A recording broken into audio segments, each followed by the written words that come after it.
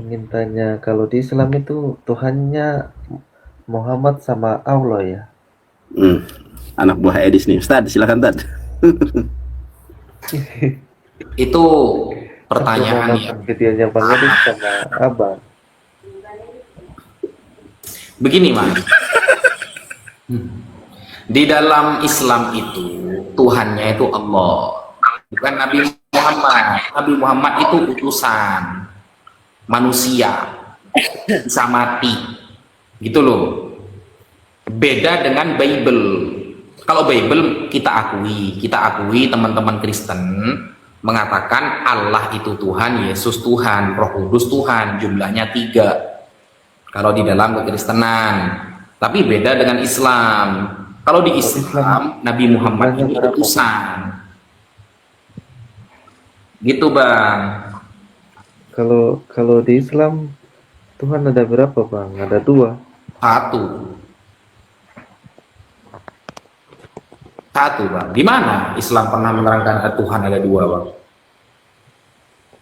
Abang pernah diskusi sama Bang Edis itu? Waduh, ini cuma wartawan rupanya kayaknya. Edis itu tidak pernah bisa menunjukkan satupun data bahwa Nabi Muhammad pernah disebut Tuhan, nggak akan ada. Cari sampai hari kiamat bahwa Nabi Muhammad pernah disebut Tuhan dalam Islam, tidak akan ketemu. Edis itu ngomong nggak ada datanya. Kalau Yesus disebut Tuhan, kemudian Bapak disebut Tuhan, Roh Kudus nggak pernah disebut Tuhan. Roh Kudus nggak pernah disebut Tuhan. Tapi dituhan-tuhankan.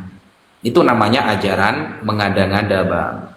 Tidak pernah ada tertulis. Pernahkah Abang melihat tulisan dalam Bible Roh Kudus itu adalah yang disembah juga? Kan nggak ada.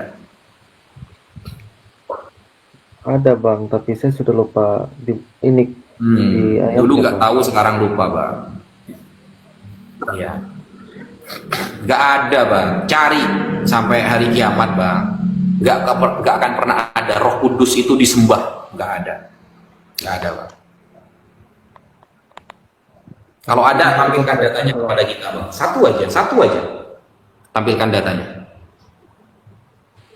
Oh, datanya Roh Kudus. Ini aku kasih jaminan ke kamu, Pak Mas Glenn. Mas Glenn, aku kasih jaminan ke kamu. Kalau Edis bisa buktikan bahwa Nabi Muhammad adalah bagian dari Tuhan dan setara dengan Tuhan atau salah satu dari Tuhan, bantu Ustadz Wafi, Ustadz Nandar, dan seluruh apologet Islam, Kristen, Hindu, Buddha. Ada bukti, datanya valid, Al-Qur'annya berbunyi demikian, hadisnya semua tafsiran mengatakan begitu. Saya berjanji kepada Anda, saya akan murtad lagi. Bagaimana? Ekstrim nggak? Tadi Abang bilang apa? Ya putus-putus ya saya ya. Gini Bang, kalau ada datanya dari Al-Quran dan dari hadis-hadis sahih ya, sahih yang diakui oleh ulama ya, bukan hadis bikinan Paman Sam ya, bukan.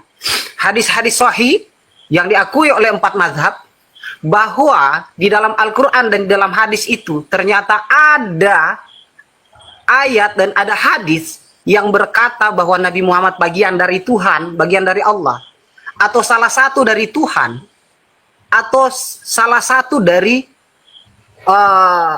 sifat keilahian Allah, maka saya akan murtad lagi. Cukup ekstrim nggak? Kalau orang Islam lain nggak berani bicara begitu. Kenapa? Karena kemurtadan itu nggak boleh dimain-mainin. Gitu loh. Tapi saking yakinnya saya jamin dengan murtadnya saya. Saya juga akan berjanji puluhan orang yang saya mualafkan akan saya ajak kembali. Asal datanya valid. Siap. Makasih Ustadz Billy Pos, tangannya. Luar biasa. Lanjut Ustadz Wafi. Ini ada 2 Kristen nih, Monik sama Glenn Dimara. Ingat, saya mah di sini hanya host ya. Di sini ada Ustadz Billy Pos sama Ustadz Wafi. Silakan Ustadz Wafi. Ya, apa yang mau didiskusikan? Saya izin tutup kamera karena bukan saya.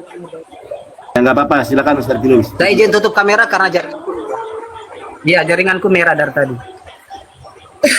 Jadi kita diskusi percuma karena sahabat kita dari Kristen tidak memahami kitabnya sendiri gitu loh. Syarat berdiskusi minimal Anda paham kitab Anda dulu, baru kita akan berdiskusi. Bagaimana kemudian akan ada perdiskusian teman-teman dari Kristen nggak paham kitabnya sendiri? Kalau saya belajar Al-Quran bukan hanya dari terjemahan, dari bahasa Arab juga, di bahasa aslinya. Maka lucu nanti kalau teman-teman Kristen bahasa asli Bible juga tahu kan, gimana mau diskusi kan? Apakah Mas Glenn dan Mas Monik pernah belajar bahasa asli dari Bible? Itu mic-nya dibuka. Kalau Mas Monik mic-nya dibuka itu. Saya yakin nggak. Wong Masa? dokter Ini. Nah, Oke. Selamat malam ya. buat Bang Nandar, Bang Ustadz Wafi. Selamat malam. Ya, selamat malam.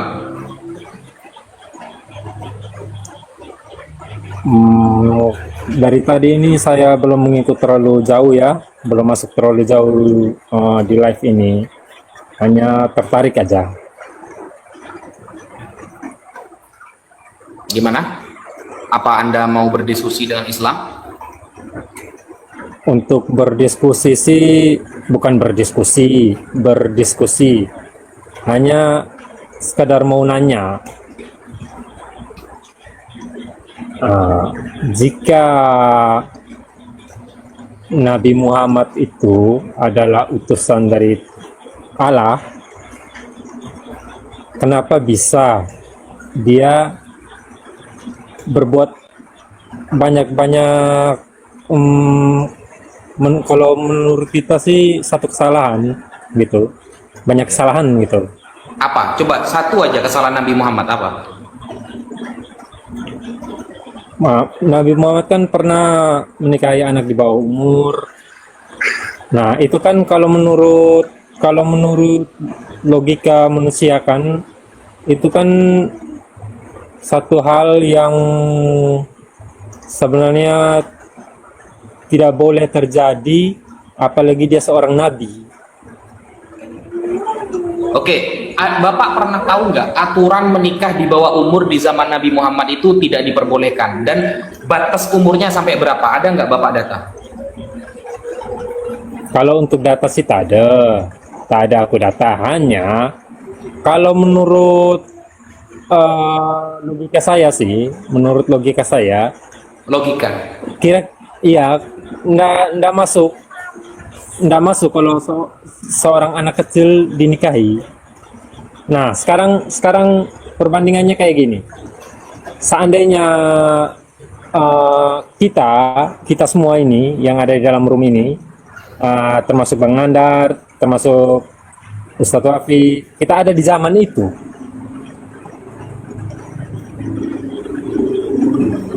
Semisalnya kita ada di Susah zaman Mas, itu. susah karena Masnya nggak pakai data gitu loh.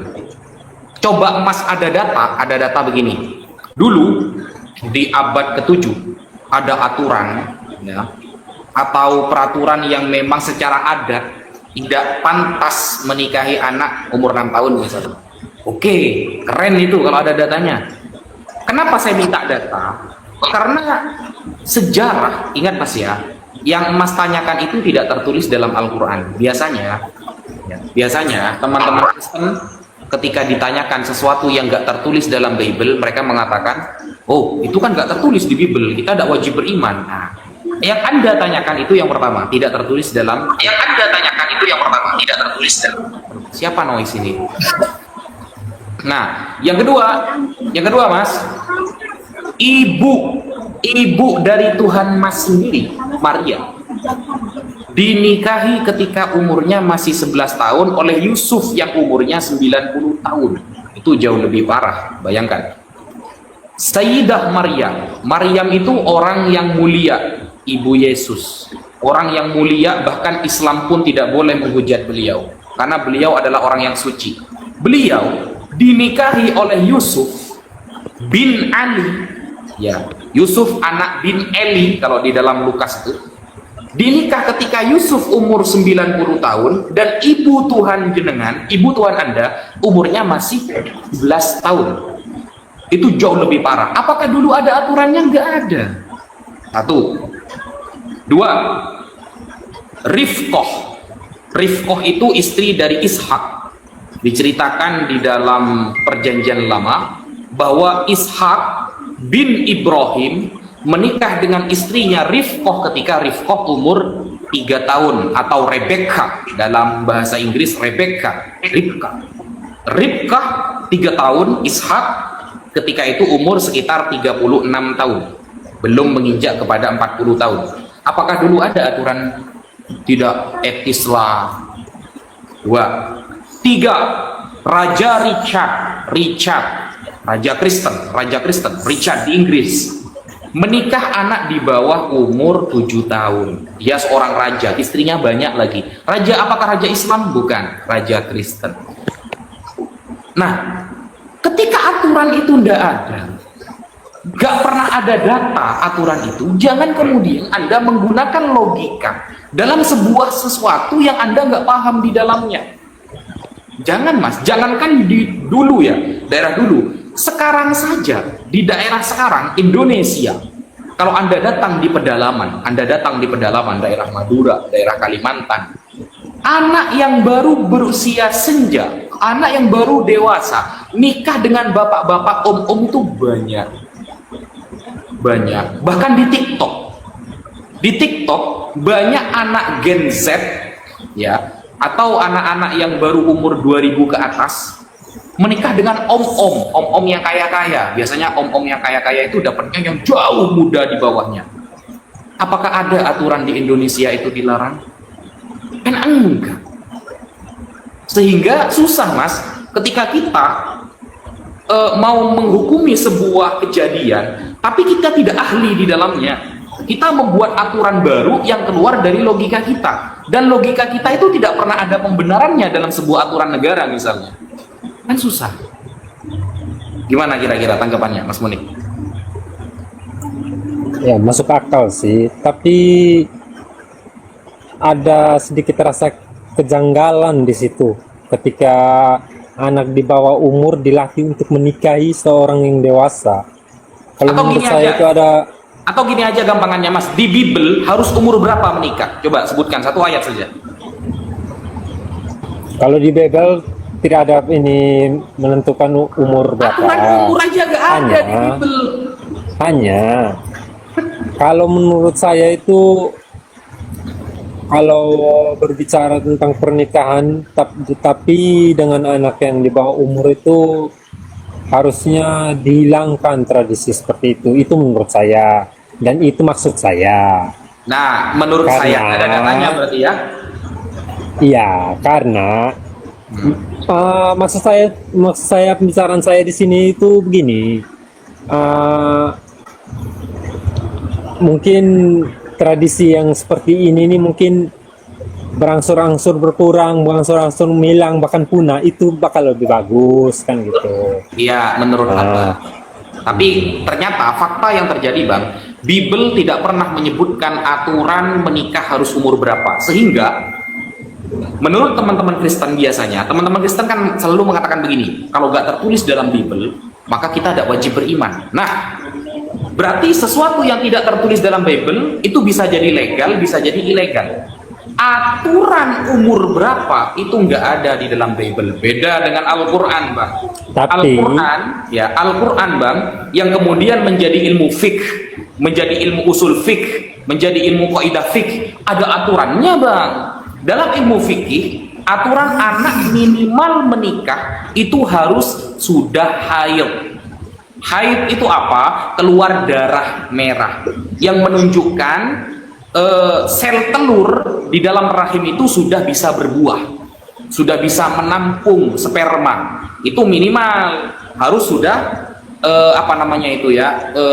haid ya, menstruasi bahasa sekarang. Nah, Sayyidah Aisyah radhiyallahu anha ketika menikah dengan Rasulullah, akadnya ketika beliau umur 6 atau 7 tahun, tetapi kumpul satu rumah, wabana biha fitis sinin. Ketika kumpul berumah tangga bersama Rasulullah itu ketika beliau umur 9 tahun. Di dalam data kedokteran, minimal anak bisa keluar darah menstruasi ketika umur 9 tahun. Berarti Rasulullah berumah tangga bukan dengan anak kecil, Bang, tapi anak yang sudah dewasa. Karena menurut ilmu kedokteran disebut dewasa ketika seorang perempuan sudah keluar darah menstruasi dan minimalnya umurnya 9 tahun. Dan Rasulullah berumah tangga satu rumah berkumpul dengan Sayyidah Aisyah ketika Sayyidah Aisyah umur 9 tahun. Berarti menurut kedokteran ini sudah dewasa karena sudah menstruasi. Maka tidak betul ketika dikatakan Rasulullah berpasangan, berumah tangga dengan anak yang di bawah umur. Karena istilah dalam sains saja, dia sudah dewasa karena sudah keluar darah haid. Wanita, kalau sudah keluar darah haid, berarti dia sudah bisa hamil. Kalau anak kecil tidak bisa, Bang. Kalau sudah keluar darah haid, berarti dia sudah bisa hamil. Sel telur yang ada dalam rahimnya sudah bisa berproses. Begitu, abangku. Ada tanggapan? Tapi waktu menikah, Duh, mana orangnya?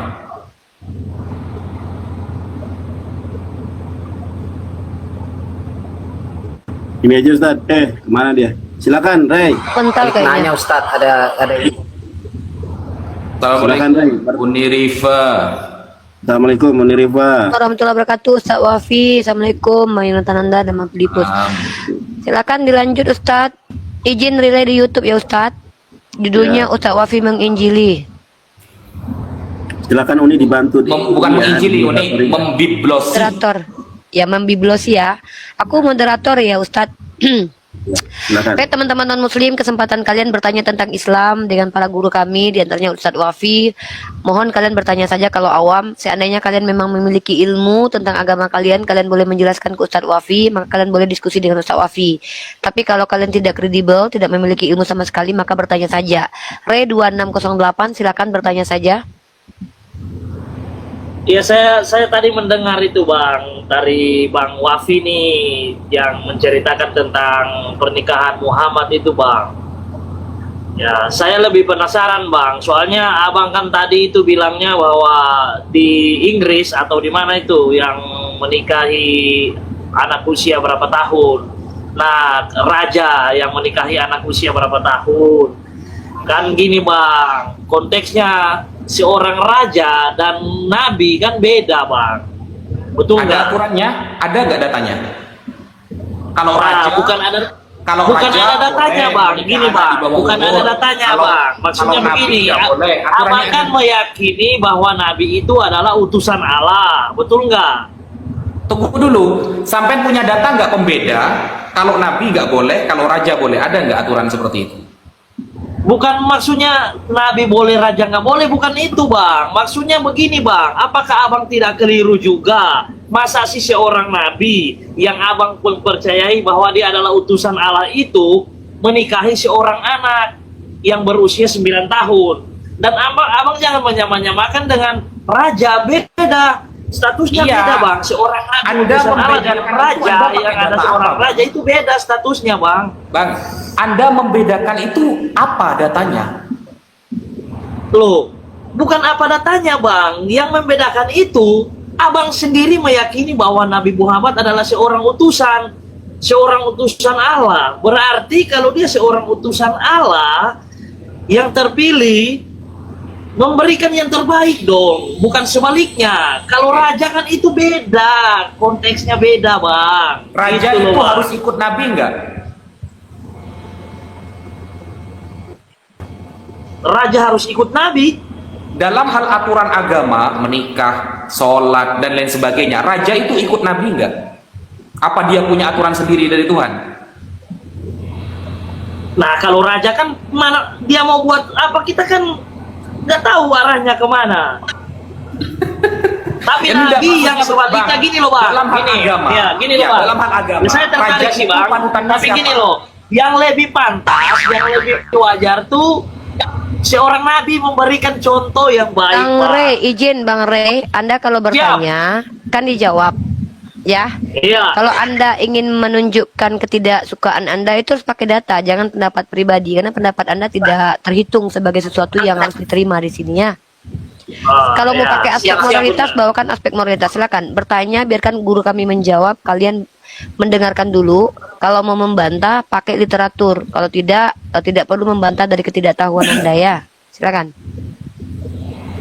Ya, maksudnya gini, Bun. Bang Oke, ini Nanda, menurut, maaf juga ya, sorry. Wikipedia. Maksudnya gini, bukan saya membantah Bang si Rey. Bunda, tapi gini loh, lebih logikanya maksudnya saya berpikir seperti itu, Bun.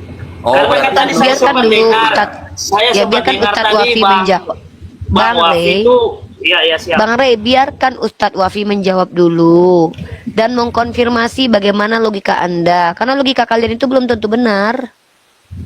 Ya, Nah, kan Anda di sini konteksnya kita ilmu di sini bukan. Kalau Anda mau memaksakan paradigma Anda yang keliru, Anda pernah belajar ilmu antropologi nggak? Dari kata antropos dan Pernah logos, dengar, ilmu pernah tentang dengar, manusia. Ini Dah, bentar Bang Filipus, bentar. Saya tanya, Anda pernah Ini belajar dari ilmu pakar antropologi? antropologi. Bentar Bang Filipus, sabar.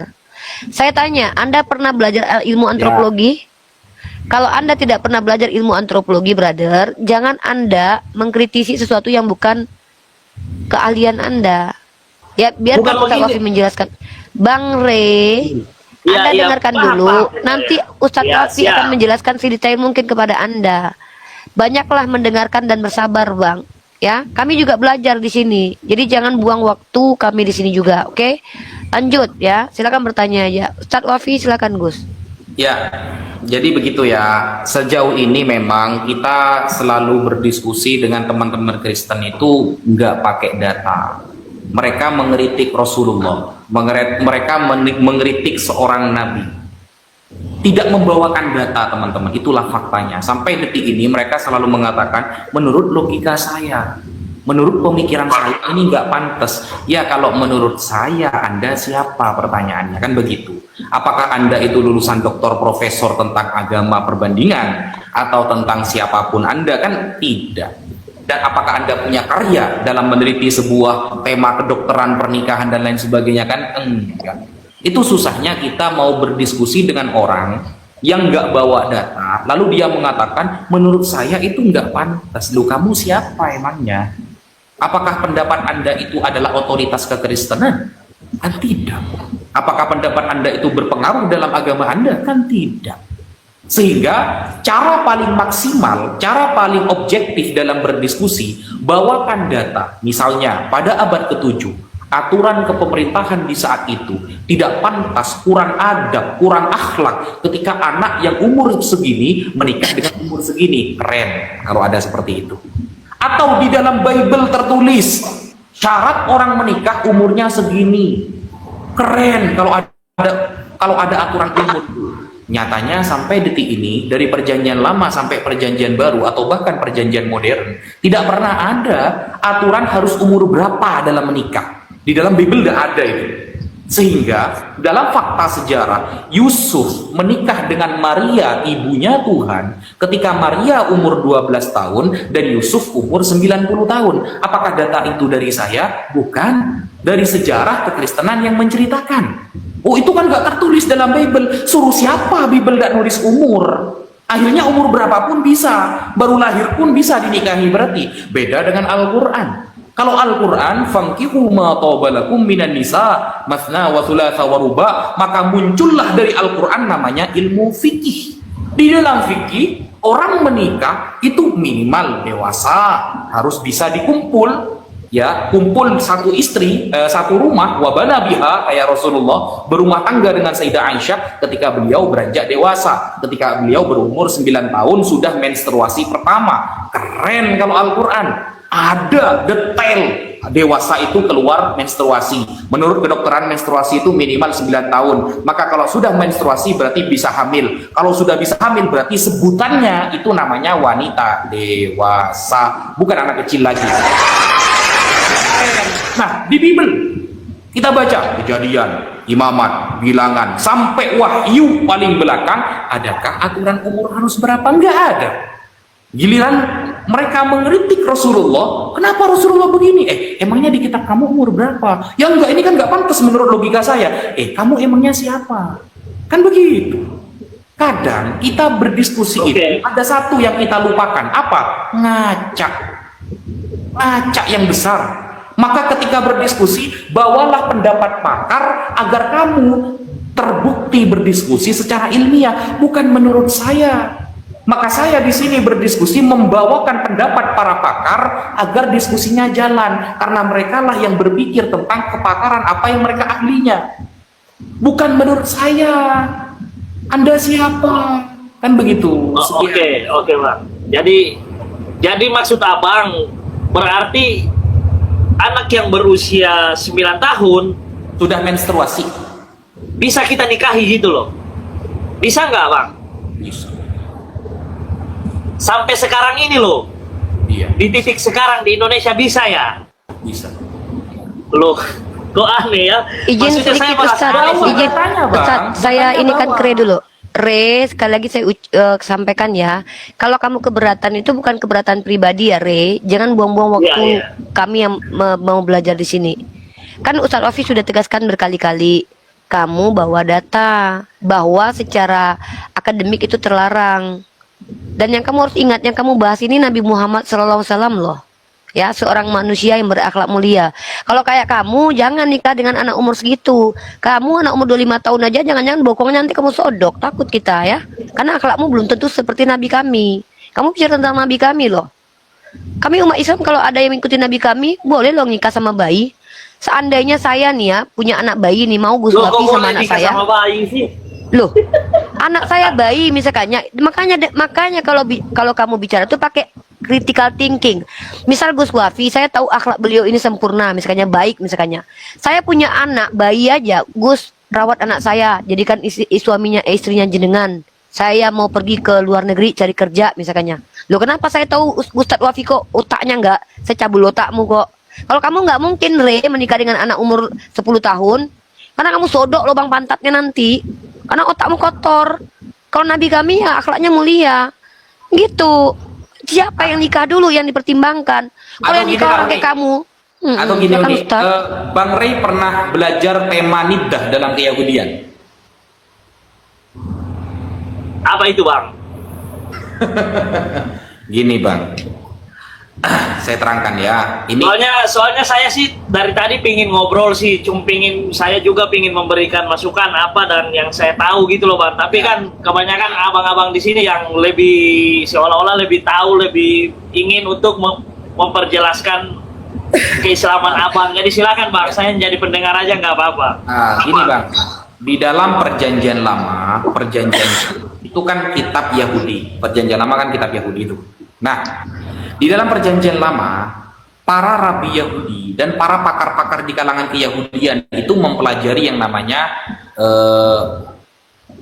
midras. Ada istilahnya midras, ada istilahnya Torah Shebe Alfi, ada istilahnya Torah Lisan, dan lain sebagainya. Nah, ada bab di dalam keyahudian itu namanya niddah. Niddah itu tentang hukum perempuan salah satunya, Bang. Abang mungkin tidak pernah dengar ini ya. Nah, di dalam keyahudian yang namanya niddah itu aturan perempuan menikah minimal umurnya itu 3 tahun, Bang. Minimal 3 tahun. Itu bukan kata saya. Itu pakar Yahudi sejak dulu. Sejak ada perjanjian lama itu memang aturannya minimal 3 tahun. Atau yang Uni Rifa katakan bayi. Ada nggak di Alkitab Astagfirullah, saya itu, Ustaz. Bang? Pecah, Ustaz. Ada nggak tertulis di Alkitab saya itu, Bang? Emangnya pernikahan Nabi Muhammad dengan Sayyidah Aisyah tertulis dalam Al-Quran? Maksudnya saya tanya tadi yang abang bilang barusan. Itu ke sana lagi. Gini, Bang, ya. Itulah susahnya kita berdiskusi sama teman Kristen. Mereka selalu mengatakan, apakah itu tertulis dalam kitab saya? Kalau nggak tertulis, saya nggak wajib beriman. Padahal pertanyaan mereka, pernikahan Nabi Muhammad dengan Sayyidah Aisyah nggak tertulis juga di Al-Quran. Nggak ada itu di Al-Quran. Kan gitu. Anda menodong kita, ya, seolah-olah Nabi Muhammad salah, padahal kasus umur itu nggak tertulis dalam Al-Quran. Tetapi giliran kita kembalikan kepada hukum niddah keyahudian, Anda kan mengaku, oh Bani Israel rohani, Yahudi rohani kata kalian. Gimana menjadi Yahudi rohani? Yang jelas-jelas kitab niddah saja Anda gak paham. Apakah itu tertulis dalam kitab saya katanya? Kalau di kitab abang, aturan umur malah gak ada, lebih parah itu. Di dalam Bible aturan umur gak ada bang. Maka baru lahir langsung dinikahi boleh kalau dalam Bible. Kenapa? Aturannya nggak ada di dalam Bible. Apakah harus umur 17 tahun? Nggak ada di dalam Bible bang. Itu sudah mending kita pakai niddah kitab Yahudian 3 tahun baru bisa dinikahi kata orang Yahudi. Lah di kitab abang nggak ada aturannya. Berarti baru lahir langsung nikah boleh itu. Gimana itu? Saya juga orang ini Ustadz ya. Ustadz ngeri juga agama Kristen ini ya. Jadi mereka misalkannya kan nggak ada dilarang tuh nikah sama anak bayi. Berarti kalau mereka nikah sama anak bayi mereka nggak berdosa ya Ustadz, kan nggak dilarang kan? Nah, baru lahir pun boleh Uni karena aturan umur nggak ada di dalam Bible. Maka ini namanya bukan penginjilan bang, pembiblosan. Ingat Uni, ganti istilah penginjilan itu Uni.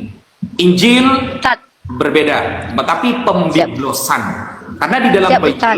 ya di dalam Bible itu tidak pernah ada aturan umur itu nggak pernah ada. Maka baru lahir. serem.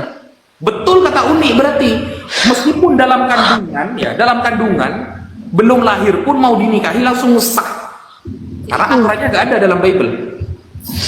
Bang, Merinding. walaupun nggak ada aturannya dalam Bible seperti itu yang abang bilang, tetapi kita manusia ini berlogika yang baik bang. Kita kan manusia bukan hewan bang. Jadi kita bisa melihat kok masa anak bayi, anak yang baru lahir atau anak yang usia berapa tahun harus kita nikahi, kan nggak masuk akal gitu loh bang. Berarti Bible lebih rendah daripada logika manusia.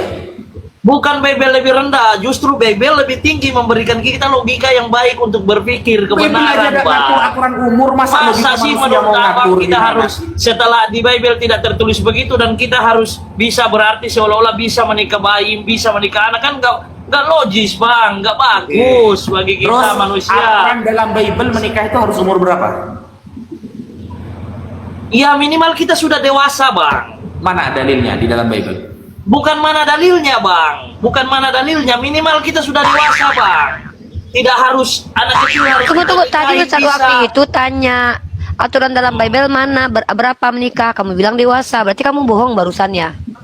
Wah, dibohongin Ustadz Wafi Gimana depan bunda? semua orang. Maksudnya kan saya tidak bilang datanya Enggak, ini tadi di Ustadz mana. Wafi tanya. Bang Nana, Ustadz coba Wafi tanya. perbesar. Ustadz Wafi itu tadi bertanya, kata Ustadz Wafi, di mana dalil pernikahan, batas pernikahan? Kamu bilang sudah dewasa dalam Bible, mana dalilnya? Nggak ada, berarti kamu bohongin Ustadz Wafi. Ih, jahat. Atau gini aja Uni, gini Saya tidak aja. bilang dalam Bible bunda, saya bilang Kalau Kan sudah dewasa, kata abang kan kalau sudah dewasa, kalau meskipun syaratnya tidak dewasa tertulis. ini coba perbesar. Tunggu dulu, Iya, iya. Mas Bentar, Filipus. Ustadz pilih, bentar. Sebentar ya, sebentar aja. Kata abang kan aturan memang nggak ada tuh di dalam Bible, tapi kita harus pakai logika minimal dewasa. Nah, wanita dewasa itu umurnya berapa minimal dan mana datanya? wanita dewasa umur berapa minimal ya bang ya? Iya, tapi pakai data ya. Wanita bisa disebut dewasa minimal umur berapa? Ya minimal umur 17 tahun ke atas lah bang, sesuai standar Indonesia kan? Datanya mana? Lah ini kan saya sudah bilang sama abang, saya nggak punya data bang akan hal itu, tetapi kita berlogika dong. Aduh, itu namanya Itu loh. konsep. Bukan Saya pilih bentar nih, Bang Filipus dari tadi pengen ngomong nih, kita kasih kesempatan bentar nih. Enggak, Bang saya Filipus. nggak mau ngomong, cuma tunjukin ini aja. Ini dari fakta dan data Wikipedia. Cuma itu aja. Yaudah, oke, sip. Enggak, diperbesar sekali biar terlihat. Nih, Bentar. ini menurut Wikipedia ya, bukan menurut Islam ini nih. Ya, secara antropologis dan secara medis. Nih. Nah, menurut kedokteran adalah 9 sampai 12 tahun. Namun, Berarti betul ya. Secara kedokteran namun perlu dicatat. Ya. Ya, secara Dibaca aja kedokteran ini. berarti ketika sudah bisa menstruasi, berarti dia sudah bisa disebut dewasa. Ya, namun perlu dicatat bahwa ada variasi individu dan beberapa wanita bisa mengalami menstruasi pertama atau menarse sedikit lebih awal atau lebih akhir dari 9 tahun ini. Ada yang lebih dari itu secara kedokteran, ada juga yang kurang dari itu. Ini dari fakta kedokteran. Udah lanjut, berarti dewasa kan? Orang gini loh bang, Logika orang Bang Ray di lebih Indonesia keren. sendiri, orang di Indonesia sendiri kan kita hidup di negara Indonesia. Kita Aduh, kita Re, menikah dengan anak dari yang tadi, 7 atau Re, 8 tahun Re, kan tidak Re, diperbolehkan. yang sedang Kan dibahas tuntut, gitu loh bang. Ya bentar Bang Yang Filipus, sedang bentar dibahas Bang Filipus, bagi Bang Filipus saya, udah Bang. Bang Filipus, Itu udah nanti maksud kita saya, rusuh Bang. di Komal. Iya. Re, diskusi itu yang beradab lah ya, diskusi itu kita Iya, akademis Bu, ya. Bunda, saya juga beradab, Bunda. Stop dulu, Siap, siap. sebentar. Iya, iya. Kamu lanjut dengan Ustadz Wafi. Kan saya sudah bilang, mending bertanya saja. Karena kalau kita di sini tumpang tindih suaranya itu kita di pasar. Silakan kamu mending bertanya aja. Kalau kamu tidak punya data yang kamu bisa ajukan kepada Ustadz Wafi, nonsen. Udah kamu nanya aja ya, Dek. Tanyanya Dinda, lanjut. Gitu bang, nanya aja, jangan membantah omongan saya. Karena gini bang, setiap saya ngomong bangun tidur sampai tidur lagi dalilnya ada bang. Beda sama abang di Komal dalam keadaan sadar saja tidak pakai data, apalagi abang tidur setelah ini. Itu. Hadza firaqu Yes. baini wa bainika. Inilah perbedaan kita dengan anda bang. Bukan gitu bang, bukan saya nggak mau. Cuma kan maksudnya begini loh bang, sangat tidak logis aja sih menurut saya. Tapi kalau memang itu doktrin atau suatu ajaran dan memang seperti itu dari apanya abang, ya oke, silakan, nggak masalah bagi saya. Maksudnya saya hanya berlogika aja bang, gitu loh. Bagi saya, bagi logika saya, Al-Quran itu sangat mulia bang, meminimal. Ya, itu bagi logika abang dan Tunggu juga dulu, bagi logika santai dulu, saya. saya ngomong Alkitab itu gantian, sangat Bang. mulia bang. Dengar dulu, Re. Iya siap kamu bunda, dulu. siap bunda. Bagi saya, Al-Quran itu sudah sangat mulia. Minimal orang berumah tangga itu ketika wanita sudah menstruasi, tidak menabrak hukum kedokteran. Beda dengan Bible, gak ada batas umur, maka baru lahir pun langsung boleh dinikahi. Aturannya gak ada, gitu. Oke siap. Coba dalam Bible ada aturannya, keren bang, bukan niru-niru Islam, gitu loh. Bang Ray kayaknya nggak paham arti pelanggaran. Arti pelanggaran Bang Ray adalah ada rambu yang dilanggar. Gitu loh. Nah, lanjut. Ada lagi yang mau ditanyakan bang? Atau saya tanya balik tentang Bible Anda? Ya sudahlah bang, cukup sampai di situ karena Tunggu begini, Bang. gantian. Bentar kita nih di sini edukasi. Tunggu bunda, tunggu. Gantian Ustaz Karena Wafi yang begini bunda, sabar dulu bunda. Ya, kok baru saya Ternyata ngomong sih cuma- gantian. Gini loh bun, kalau nggak akan berujung loh nantinya kan sementara abang ini Loh, ya. kita bukan mau berujung nggak berujung di sini, kita mau edukasi. Gantian dong. Kamu sudah bertanya sama Ustadz Wafi, Ustadz Wafi menjelaskan. Sekarang gantian Ustadz Wafi bertanya kepada kamu untuk mempertanggungjawabkan agamamu sendiri. Lo lucunya kamu nggak ngerti agamamu tapi nanya-nanya agama orang. Kalau kami apologet ini ngerti agama kami sendiri, makanya kami tanya agama orang loh. Kalau Ya, kamu nggak kalau- ngerti agamamu sendiri, ternyata kamu tidak berani kritis terhadap agamamu, lah ngapain kau tanya-tanya agama kami? Kan lucu. Silakan tanya Ustadz. Jangan cuma maunya ditanya, nggak berani ditanya. Sini Ustadz, tanya Bukan balik nggak berani Ustadz. ditanya bunda. Nanti giliran saya menjawab, nanti bunda bilang gini-gini. Nanti kan dari tadi saya mendengar Saya ini. moderator. Saya akan Iya. mengkondusifkan Komal ini supaya ndak ada terbuang sia-sia waktu para netizen yang nonton 5 juta jiwa yang nonton pakai kuota loh. Mereka tuh butuh ilmu. Siap, paham. Silakan paham, Ustadz Wafi, paham. tanya Ustadz. Nantian lah kamu aja bertanya. Begini bang, kita karena tadi bahas pernikahan, coba kita melebar sedikit. Perintah menikah itu ada di dalam Bible bang. Beranak cuculah kata Tuhan di dalam Bible Perjanjian Lama. Beranak cuculah kalian agar untuk mengisi bumi. Itu perintahnya ada.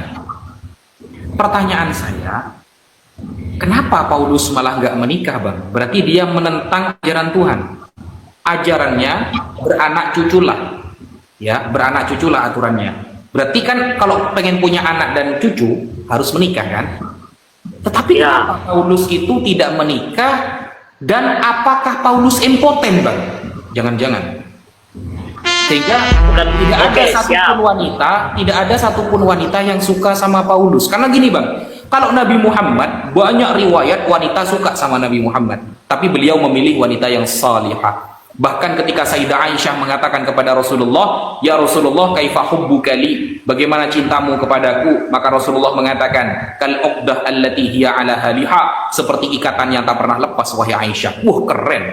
Banyak cewek yang suka sama Rasulullah. Sekarang pertanyaannya, Paulus, kenapa dalam sejarah Paulus gak ada satupun cewek yang mau sama dia? Apakah beliau impoten atau memang hasrat gak normal atau gimana, Bang?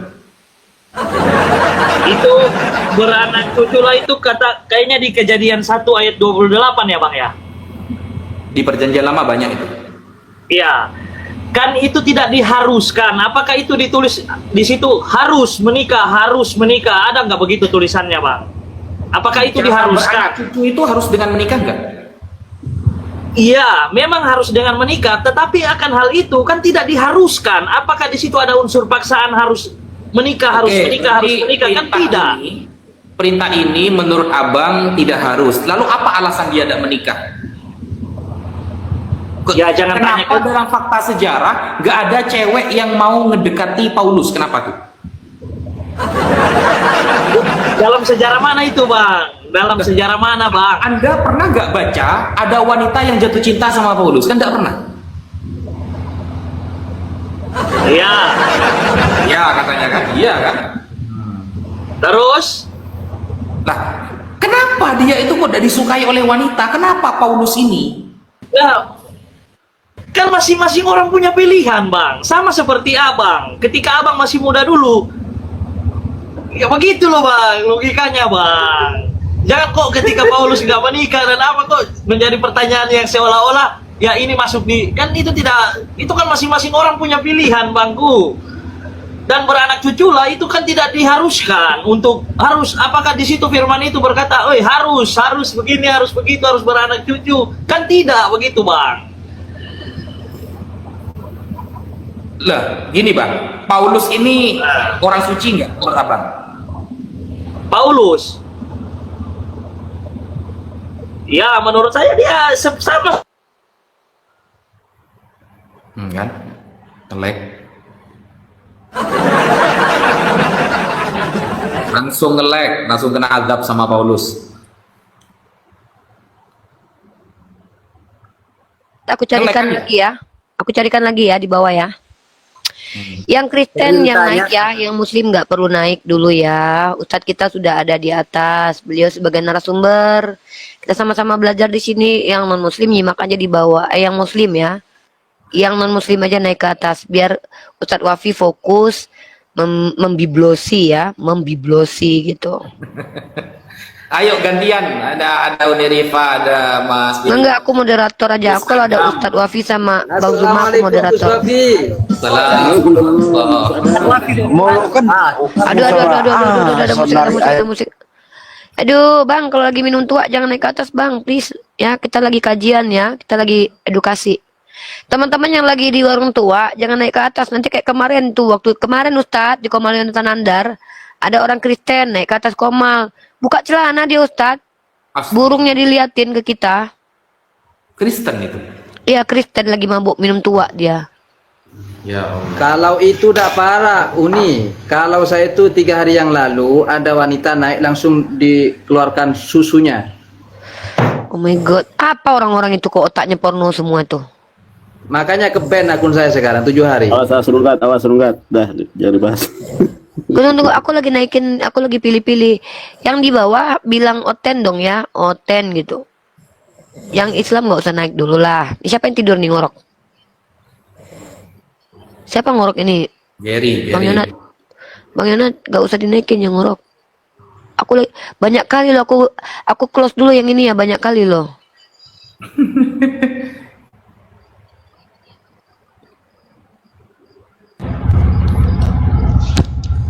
Iya, pertanyaan saya, mengapa Muhammad dicekik dalam gua Hira, lalu lehernya, lidahnya keluar 30 cm? Coba jawab.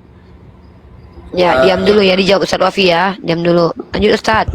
Di mana datanya yang dicekik itu, Bang? Tunggu saya lihat anunya, itu ya dalilnya. Oke. Kita terjemah per kata setelah ini ya. Kita terjemah per kata. Iya. Oke. Ini jadi pertanyaan saya, Bang. Sudah lama ini. Ya, nggak apa-apa. Tanyakan aja, Bang. Di sini Abang bertanya, saya menjawab nanti gitu. Aduh, Yang ada di Muslim saya silangin ya, tanda naiknya 70 orang mau naik ada di loh. HP 1 ini. Saya ambil kitabnya ya.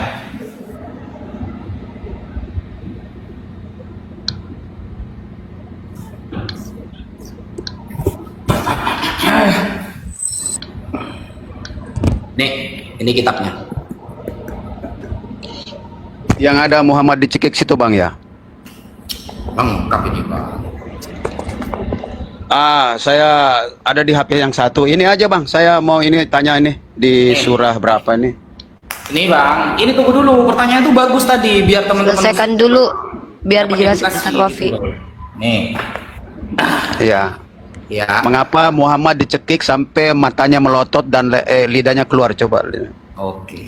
Santai. Jadi Abang santai ya, jangan menghujat, Bang. Iya. Biar kita ngasih taunya juga enak gitu, Bang. Oke. Ini dibesarkan dulu. Biar aku besarin, Bang Yonat. Nanti kita double. Dah. Ya, ini ya kitab Fathul Bari Syarah Sahih Bukhari. Bang Jack di mute dulu, Bang Jack ya, biar gak kedengaran ya.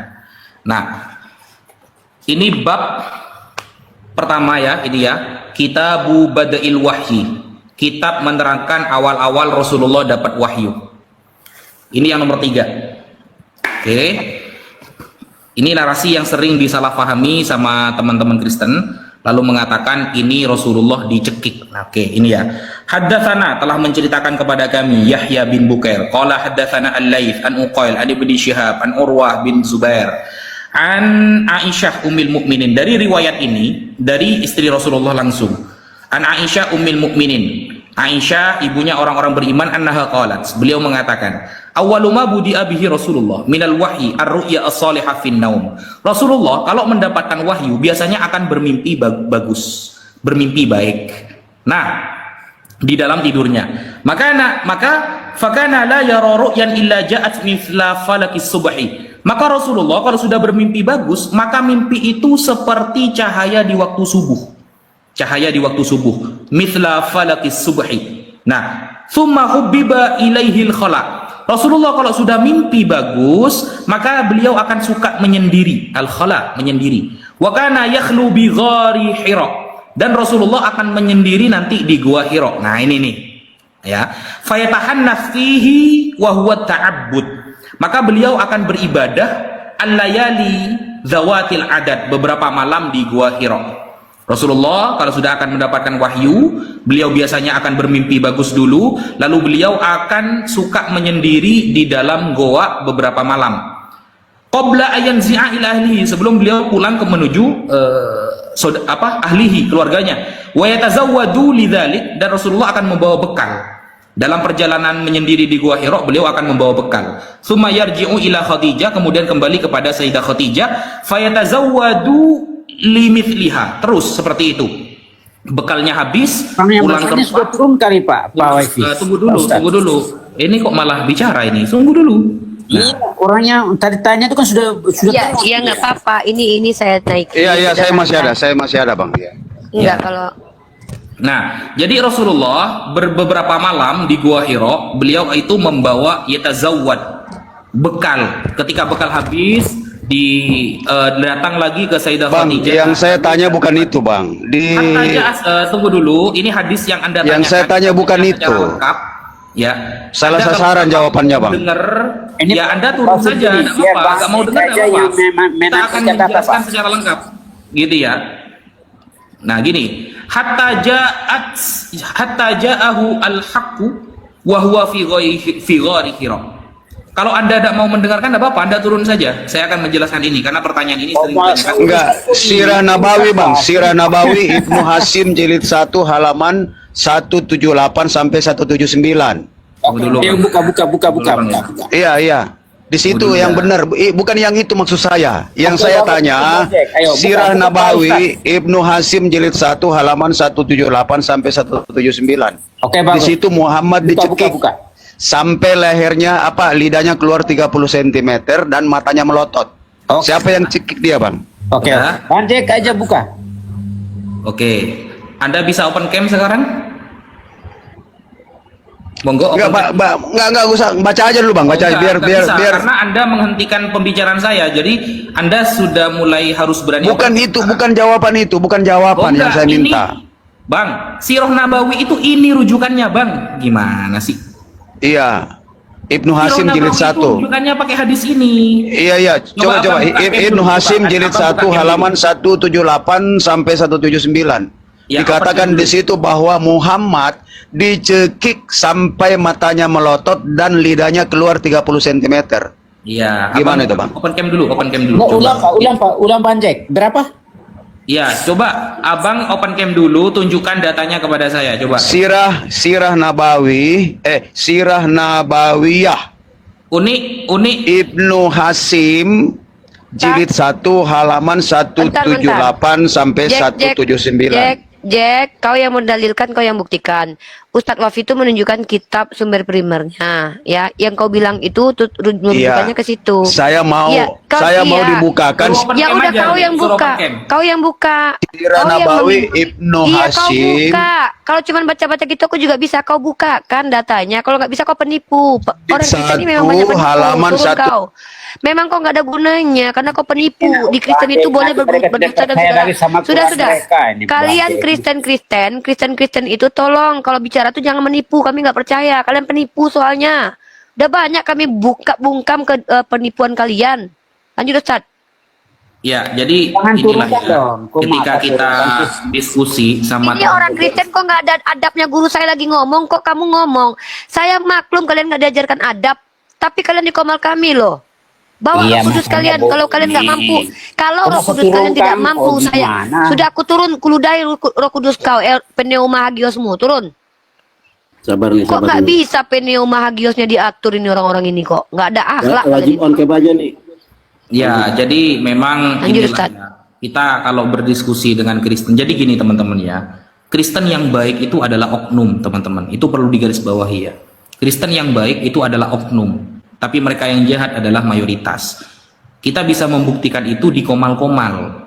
Ya, komal-komal mereka datang, saya masih menjelaskan mereka memotong-motong seolah-olah salah, seolah-olah mereka yang menjadi orang Islam bertahun-tahun, padahal seluruh Sirah Nabawi itu rujukannya hadis. Makanya saya langsung baca hadisnya begitu. Nah, sedangkan ini ya saya lanjutkan dulu hadisnya. Kan dia itu tadi menframing Nabi Muhammad dicekik, matanya keluar 30 cm. Itu kan jelas kebohongan gitu loh. Kebohongan yang tidak akan pernah bisa dibuktikan. Tidak akan pernah bisa dibuktikan itu. Karena kalimatnya saja sudah buat-buat itu. Nah itulah ya. Jadi mereka yang menggaung-gaungkan agama kasih, tetapi mereka juga yang menampakkan bahwa mereka sama sekali nggak ada adab, nggak ada akhlak. Selalu mereka menggaungkan itu agama kasih, teman-teman. Tetapi di dalam Bible mereka tidak pernah tertulis satupun mereka diajari akhlak dan adab, itu nggak ada. Maka wajar mereka seperti itu, gitu loh.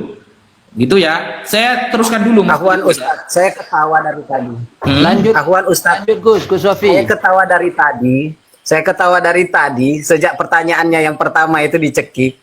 Karena kan waktu belajar Fathul Bari juga di pondok pesantren, saya punya kitab seperti itu. Ada sama Fathul Bari, Fathul Mu'in, Fathul Qorib, ada semua saya.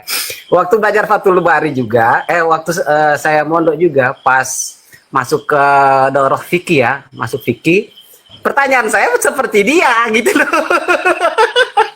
Kok ada ya orang yang nanya kayak saya? Kan gitu loh.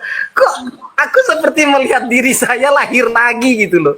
Dan penjelasan Ustadz juga diambil dari Fathul Bari ini gitu loh.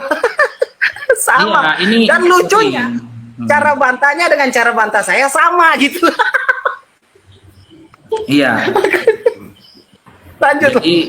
Jadi begini ya. Ini kan ya, hatta ja'ahul haq. Ketika Nabi ada di gua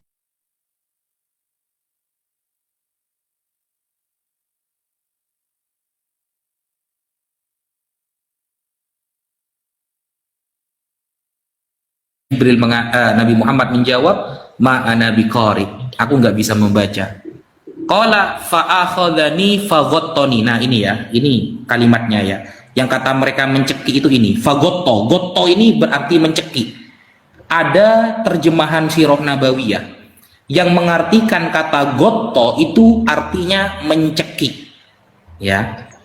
Seolah-olah mereka mencekik Nabi Muhammad sama lehernya. Nah, ini titik vitalnya. Kalimat fagottoni, maka malaikat Jibril ini bukan mencekik, ini merangkul ini. Kita buktikan dalam kamus ya, apakah gotto itu bermakna mencekik. Kita buktikan dalam kamus teman-teman. Saya buka kamus dulu.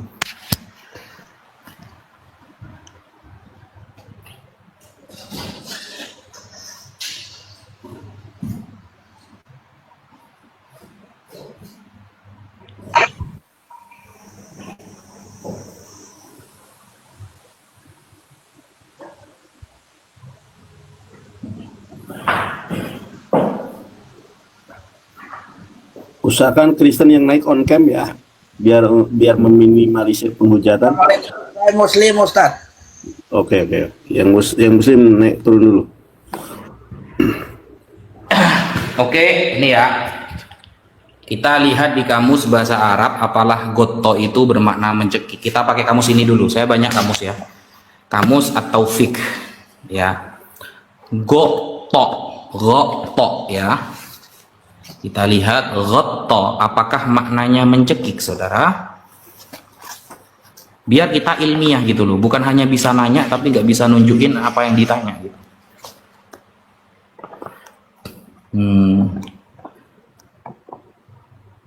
Nah ini ya, gotto.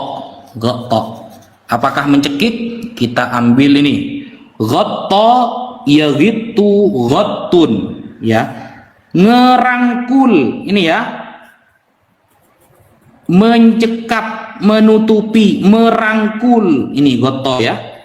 Gotto ya gitu, gotun wa gotitun. Apa artinya? Merangkul. Oke, kita buka kamus lain. Ini kamus Al-Munawwir ya, kamus Al-Munawwir.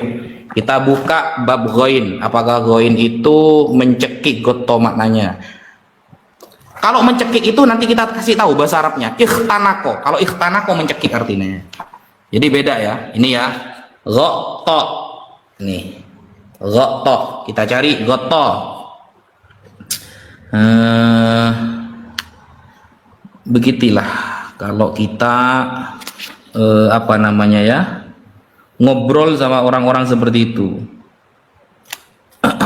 Gotto, tidak ada ya. Gotto yang bermakna mencekik di sini nggak ada.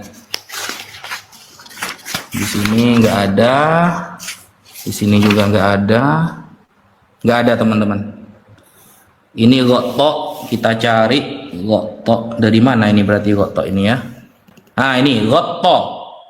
Ini ya, gotto, gotton, wa gotiton. Artinya mencelupkan, membenamkan, mendekur. Ya, tercelup, terbenam, nggak ada artinya ya. Permulaan subuh, nggak ada. Di sini juga nggak ada yang berarti mencekik. Kalau mencekik ini ikhtanako. Ikhtanako itu mencekik dari kata khonako, khoi nun kof. Kalau ikhtanako ada nih kho nun. Kita buka ha jim ha kho.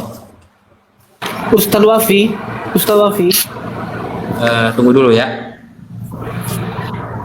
Menurut saya, kalau misalnya seandainya biar lebih jelas, ya saranku, mending kan itu tadi pertanyaannya kan. Ini ya. Tunggu dulu ya teman-teman. Kenapa saat mencekik mendingan gini, maksudnya gini, dijelaskan dulu teman-teman. oke. Lagi dijelasin. Pasir Gurun, tenang dulu. Kita diajari akhlak kan. Kalau orang ngomong itu jangan dipotong-potong gitu loh. Nah ini ya, khonako yakhnuku khonkun, artinya mencekik. Nah seharusnya pakai ini, khonako, bukan pakai goto. Sedangkan lafal di dalam hadis, jadi Sirah Nabawi itu juga pakai hadis, guys. Semuanya merujuk kepada hadis. Gak mungkin Sirah Nabawi cerita gak pakai hadis. Nah, sedangkan di sini lafalnya bukan menggunakan khonako atau ikhtanako, tapi menggunakan lafal gotto. Fa'akhodani, maka malaikat Jibril mengambil saya, fagotoni, dan merangkul saya. Begitu saudaraku. Begitu ya jawabannya. Monggo, yang lain kalau mau bicara. Oke, saya tanggapi ya. Maksudku gini. Itu kan dia tadi mengatakan bahwa kenapa Pasir Gurun. Sebelum Gimana, kau tanggapi wajahmu pertunjukan. Ini gua juga. Nah, gitu biar enak gitu kan, biar santun diskusinya. Nah, jadi gini, itu kan pertanyaannya itu tadi, kenapa saat Nabi Muhammad itu dicekik, matanya lidahnya itu keluar 30 cm. Ada itu buat-buat. Kalau itu misalnya, buat maksudnya gini, kalau misalnya ada kesalahan dalam bahasanya itu, ya dijelaskan. Kalau misalnya juga Pasir ada Gurun, gelarnya, Pasir Gurun, kamu punya telinga, Dek. Tidak ada itu. Itu tidak ada. Buktinya kalian tidak mampu menunjukkan dalilnya. Kalian yang menuduh, kalian yang mendalilkan. Kami Enggak, meminta kawan, sebentar dulu. Kamu di sini tahu aturan nggak? Kawanmu tadi itu membawa fitnah. Kami minta mana datanya? Ada, ditunjukkan sama kawanmu datanya. Kau percaya kepada kawanmu tadi? Ya percaya kok. Oke, kalau begitu kau tunjukkan datanya. Kalau kau percaya, tunjukkan datanya. Coba tunjukkan di Sirah Nabawiyah, ya, kata dia itu mana ada kata sampai matanya 30 meter, lidahnya keluar, gak ada itu. Itu bahasa murni orang Kristen itu yang sering buat-buat itu. Itu ajaran iblis dari Tarsus yang kayak gitu, ajaran iblis dari Tarsus. Kita wajar ada orang Kristen bertanya melebih-lebihkan seperti itu, wajar. Kenapa? Karena kita sering bertemu orang-orang seperti itu dan mereka itu tajamnya kepada pertanyaan Islam. Tapi giliran kita bertanya balik tentang kitab mereka, tidak ada satupun orang Kristen yang bisa berdiri tegak setelah mendapatkan pertanyaan dari kita, nggak ada. Ya oke, mau tanya apa kira-kira? Anda pernah belajar bahasa Ibrani? Belum, sorry. Saya nggak bisa. Belum nanya aja Anda sudah tepar itu. Belum nanya. Bentar. Gini, saya asli pure orang Indonesia, jadi saya nggak mau belajar bahasa yang tidak saya tahu ininya, yang tidak ada kepentingannya di aku. Iya, itulah Mas. Perdiskusian kita itu tingkat S1, S2, S3 dan doktor. Kalau kita kembali lagi hanya mengulas tentang bahasa terjemahan yang setiap tahun ada perbaikan, ngapain kita bahas kayak gitu? Kita itu ingin diskusi itu bertingkat. Saya menguasai bahasa Arab, maka lawan saya harus menguasai bahasa Yunani dan Ibrani, baru fair. Kalau saya paham bahasa Arab, lawan saya cuma modal terjemahan, apalagi terjemahan yang baru Bible versi kedua ini tahun 2020-an, ya itu gak fair namanya. Mending Kristen bertanya, saya menjawab saja. Begitu Bang. Nah oke, aku mau tanya. Oke ya, aku tanya ya. Iya. Mengenai tadi kan datanya mana tadi? Bisa nggak nunjukin data tadi itu? Yang Oke, saya juga nggak pernah belajar Al-Quran gini. Aku juga nggak pernah belajar Al-Quran. Jadi saya juga tadi itu mau meluruskan pertanyaan supaya pemberian jawaban itu lebih singkat, padat dan jelas. Jadi mudah dipahami sehingga tidak berbelit-belit. Walaupun pada penjelasan daripada Ustadz Wafi tadi itu nggak ada saya menangkap apa-apa, tapi mohon maaf saya tidak bisa melanjutkan karena yang saya jelaskan ini adalah bahasa Arab dengan kamusnya. Jadi wajar orang yang hanya bisa Indonesia tidak akan pernah paham sampai hari kiamat itu. Ya, masalahnya gini, ya oke. Jadi gini, kita skip dulu untuk pertanyaan itu. Kan jenengan kan mau bilang kalau Kristen mau bertanya, oke. Silakan ditanggapin. Itu tadi kan sudah sempat pembahasan. Tunggu dulu, sebentar dulu. Brother, kamu bentar dulu. Kamu bilang tadi kamu percaya dengan pernyataan kawanmu, tapi kamu ternyata nggak tahu juga. Berarti kamu gampang dibodohi. Enggak, soalnya Lanjut, Ustaz. dari jawaban Wafi itu enggak saya tuh. Assalamualaikum warahmatullahi wabarakatuh. Alhamdulillahirabbil alamin. Wa bihi nasta'inu ala umuri dunya wa din. Wassalatu wassalamu ala asyrofil anbiya'i wal mursalin wa ala alihi wa sahbihi ajma'in. Amma ba'du, la haula wa la quwwata illa billahil aliyyil azim. Berikut tadi adalah pertanyaan dari orang Kristen terhadap Gus Wafi dan juga Ustadz Nandar. Banyak sekali yang ditanyakan, di antara seputar umur berapa pernikahan dalam Islam, dan masih banyak lagi yang dijelaskan oleh Gus Wafi. Terima kasih yang sudah menonton. Semoga video ini bermanfaat. Wassalamualaikum warahmatullahi wabarakatuh.